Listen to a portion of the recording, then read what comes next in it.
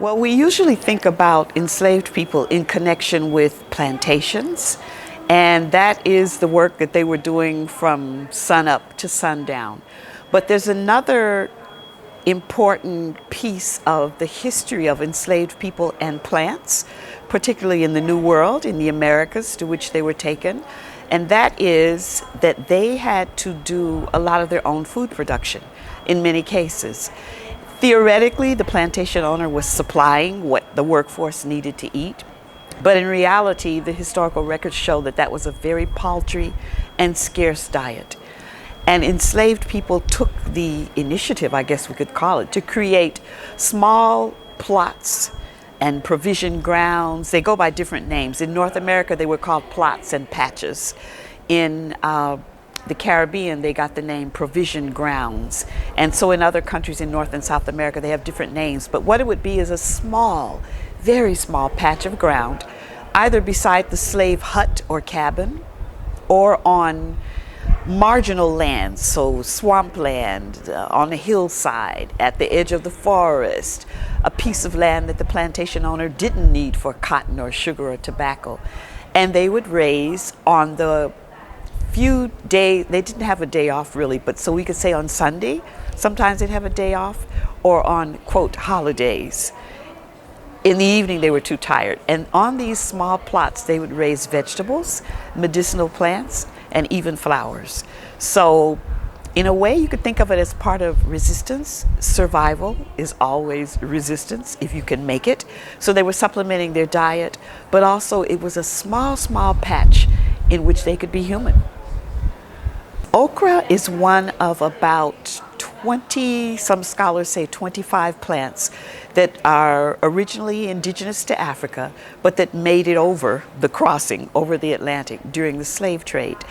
A very few were actually deliberately brought as seeds clandestinely, we think, by the enslaved, but most of these were either crops that the plantation owners knew were being cultivated and eaten on the coasts of Africa, from which they bought the people.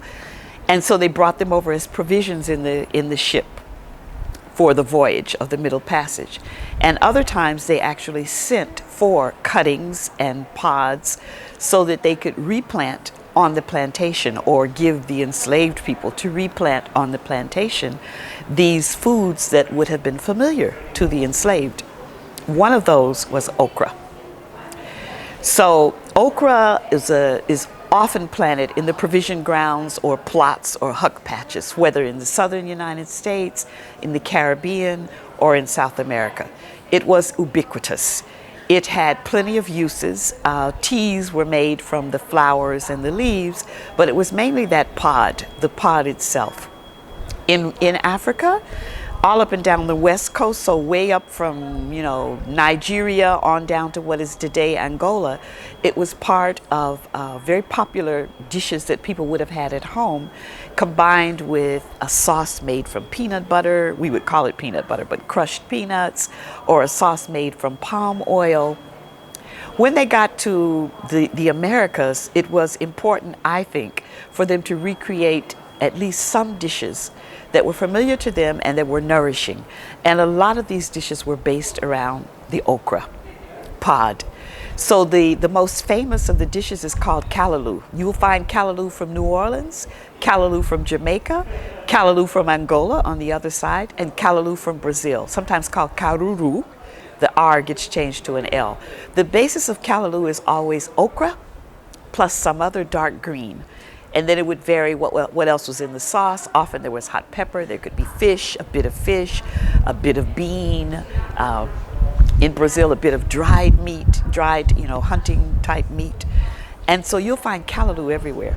The other name for okra is ngombo, kingombo, which is from a Kikongo word for that plant, kingombo. So you get the derivative gumbo. In New Orleans, you may have heard of the dish gumbo. And again, it's a one-pot dish with a savory stew that features okra and some kind of dark leafy green. So nutritious and tasty, and it kept us alive.